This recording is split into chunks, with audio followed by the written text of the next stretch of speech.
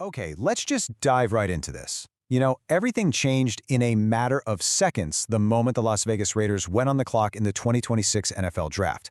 Literally, the entire trajectory of a historic, proud, and, let's be honest, completely starved franchise pivoted on one single decision. But what actually happens after the commissioner calls a name? What happens when the lights go down, the cameras leave, and the real, grueling work begins? Look, this franchise has been haunted for a long time. They've been haunted by the ghosts of past draft failures, by the echoing memories of Jamarcus Russell, and the crushing, just relentless pressure of the Las Vegas fanbase demanding excellence right now. Welcome back to NFL Nexus. I'm your host, and today we're pulling back the curtain on a situation that is quietly developing out there in the desert. It's a situation with shockwaves that are going to fundamentally alter the AFC. If you want the deepest, most cinematic breakdowns in football, make sure you subscribe to the channel, like this explainer, and comment down below on what you think about this master plan. And hey, if you truly want to support what we do here and get exclusive content, consider becoming a channel member. So, right now, the Las Vegas Raiders are sitting on a literal powder keg of talent, expectation, and veteran pride. It is a gathering storm. And what's brewing inside that quarterback room, it is absolutely nothing like what you've been told. Everything you thought you knew about this team is an illusion.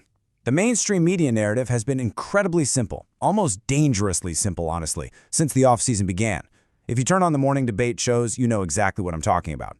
They paint a picture that's perfectly packaged, easy to digest for the casual fan. But we don't do casual here. We analyze the smallest, most crucial details. The established story broadcasted to the world was that the Raiders had designed a perfectly traditional old-school quarterback room, a clear, rigid hierarchy. You've got the prized rookie waiting in the wings, the battle-tested veteran acting as this wise, untouchable teacher who guards his secrets, and the reliable backup standing by, holding a clipboard, right? It was supposed to be a standard, by-the-book transition of power, which is exactly the way the NFL has operated for 50 years. But as we dig into the intensive reports coming out of the Intermountain Health Performance Center, man, that storyline shatters completely. The reality inside the facility is a completely different beast, and it's something the rest of the league is completely unprepared for. And this right here brilliantly illustrates the massive disconnect between the outside noise and the internal reality. On one side, we have the public narrative. Kirk Cousins, the highly paid, experienced veteran, acting as a strict, untouchable mentor to a wide-eyed rookie. Like I said, this is how the NFL usually operates. When you look at historical precedents, think about the icy friction between Brett Favre and Aaron Rodgers, or even the initial complexities when Alex Smith was mentoring Patrick Mahomes. The veteran protects his secrets, the rookie just kind of waits his turn in the shadows. But on the flip side, we have the actual locker room reality, a collaborative working force with absolutely zero egos. When you think of a typical NFL quarterback room, you think of tension. You think of players guarding their jobs, worried about their next paycheck, viewing the rookie as a direct threat to their livelihood. A collaborative think tank approach? That's incredibly rare in this league because, well, survival usually trumps teamwork. But what is emerging in Vegas right now is a masterclass in psychological synergy. There is no iron-fisted ruler in this room. Instead, it operates like an elite think tank, just stripping away the traditional, cutthroat NFL hierarchy to build something entirely new, something built on collective survival. To understand why this is so unprecedented, you have to understand the sheer, crushing weight of that number. 1. Fernando Mendoza wasn't just a draft pick. He was the #1 overall pick. Picture the pedigree for a second. We're talking about a kid coming off a historic Heisman Trophy campaign, a national championship where he put the entire offense on his back in the fourth quarter on the biggest stage imaginable. The pedigree is flawless, and the expectations? They are astronomical. He's walking into that facility carrying the ghosts of every past draft bust on his shoulders, while simultaneously carrying the hopes of a historically demanding, rabid fan base that is desperate for a savior. Now, usually when a player with that specific godlike resume walks into an NFL locker room, it changes the atmospheric pressure. It usually creates immediate, palpable friction with the established veterans who feel disrespected. But that friction? It simply hasn't materialized here. The expected collision of egos has been replaced by something else entirely.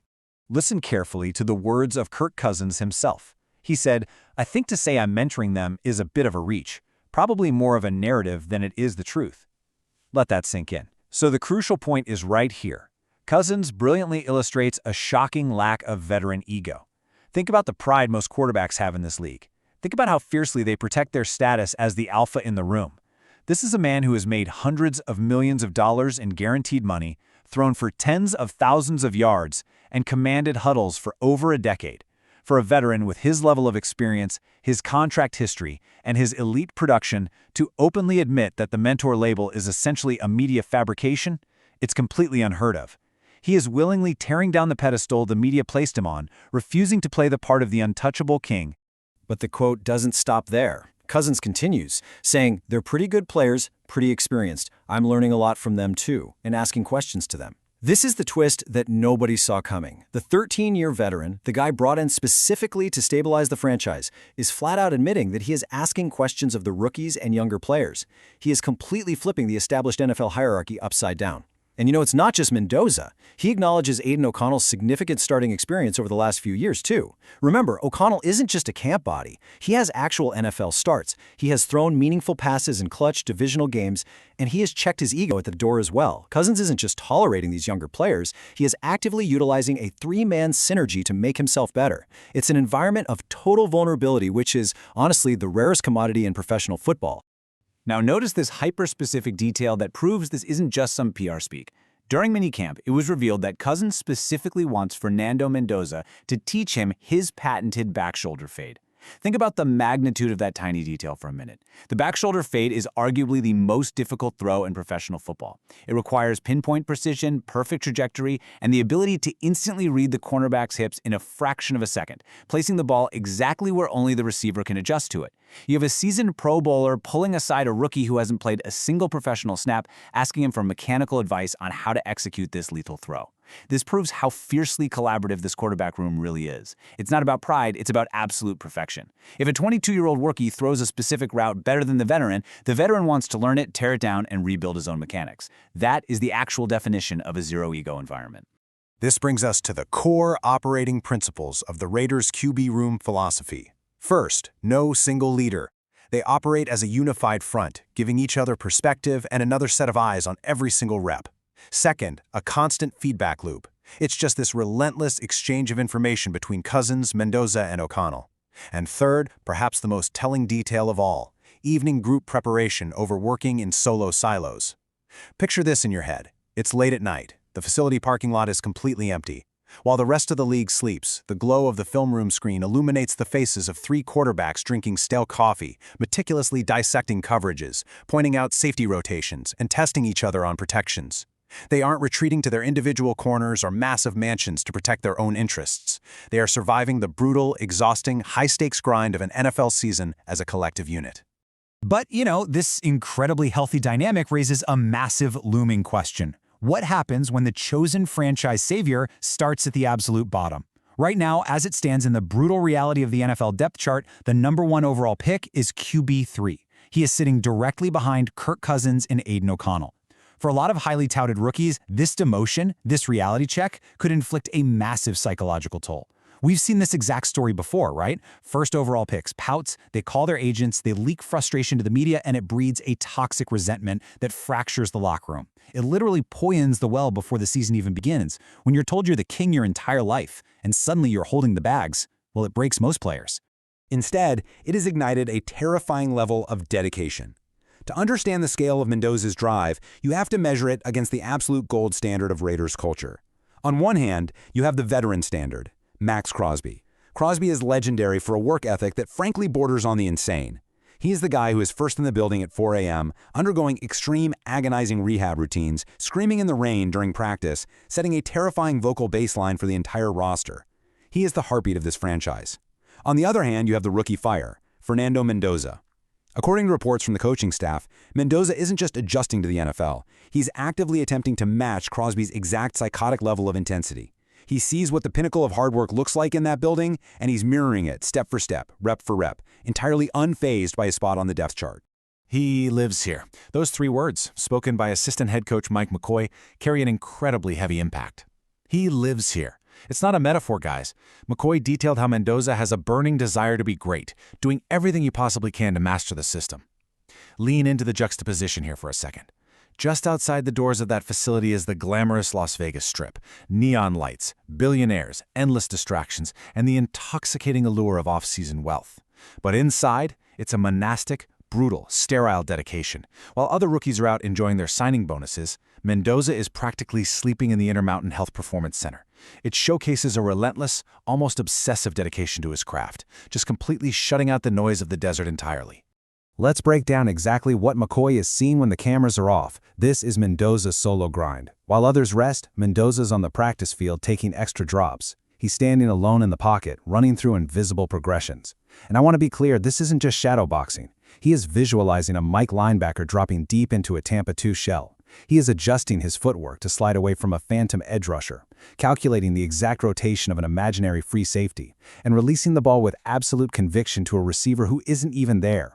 He is obsessively mastering his footwork, his mechanics, and his anticipation. He's starting at the bottom of the totem pole, yeah, but he is attacking QB3 duties with the intensity and mental taxation of a Super Bowl starter. He is a gathering storm of talent, quietly building immense power in the shadows, just waiting for the exact moment to break loose and take this league by storm. So, here is the multi-million-dollar cliffhanger. If the rookie is a relentless force, grinding day and night to perfect the system, mentally executing reps at a Hall of Fame level, who takes the field in Week 1? Week 1 isn't just another game, it's the culmination of an entire offseason's narrative. It's the moment the curtain rises and the entire football world tunes in to judge the front office's decisions. The expectation from fans was that Mendoza would immediately be handed the keys, a real baptism by fire. But the NFL is a league of sudden, brutal realities, and the reality developing in minicamp is about to drastically alter the trajectory of the entire 2026 season, catching literally everyone completely off guard. Because the explosive update out of Vegas minicamp is this: Kirk Cousins looks incredibly healthy and he looks incredibly dangerous. The reports are stating clearly that he looks far closer to the elite, highly productive Vikings Cousins than the diminished Falcons Cousins. We are talking about the elite version of Cousins who routinely threw for over 4,000 yards, the guy who executed the play-action pass with lethal precision, dropping deep ball accuracy perfectly into the hands of his receivers. That version of Cousins is a top-tier NFL quarterback. The velocity on his passes is fully back. The plant leg is completely stable. He is putting on an absolute clinic in practice, diagnosing defenses before the snap, and it is entirely shifting the battle for the starting job. He is flat out demanding the field. Listen to this crucial report from NFL insider Vincent Bonsignore. He noted he was very impressed by how healthy Kirk Cousins looks. He said, "You never know how things will play out, but whenever Fernando is ready, Cousins could be an attractive option for a contending team should they need a quarterback at some point." Let's hypothesize on this trade market for a second, right? Every single year, a high-end contending team, maybe a roster with an elite, suffocating defense but a fragile quarterback room, loses their starter mid-season. Panic sets in. Desperation takes over. This single report shifts the entire landscape of the AFC because it means Cousins isn't just winning the Week 1 starting job. He is simultaneously transforming himself into a massive, highly coveted trade piece. The Raiders suddenly hold incredible leverage. They aren't just managing a quarterback controversy. They are managing a high-stakes liquid financial asset. When you look at the timeline logically, a master plan begins to unfold. Based on everything coming out of the facility, we can map out what looks to be the front office's chronological strategy. Call it the 2026 master plan. Phase 1, Week 1. Cousins starts the season. He plays extremely well, executes the offense smoothly, and actively builds his tape and his trade value on national television. Phase 2, mid-season. A contending team inevitably loses their quarterback to a devastating injury or poor play. The Raiders strike with surgical precision, trading a resurgent, healthy Kirk Cousins to a desperate front office for a premium draft haul. Phase 3, late season. The vault finally opens. The Mendoza era officially launches, or maybe Aiden O'Connell bridges the final necessary gap while the rookie perfects his craft. And this brilliantly illustrates why this matters so much. This is the franchise blueprint. Look at the calculated, high-stakes chess moves being played here.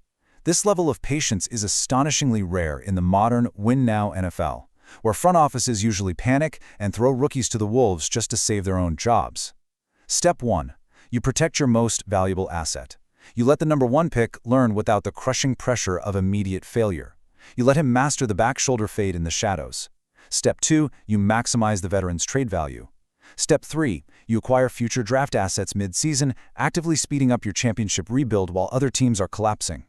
Step 4. You launch the Mendoza era with a team that is fully prepared, deeply unified, and armed with extra draft capital. It is a stunningly complex strategy that could genuinely alter the next decade of the franchise.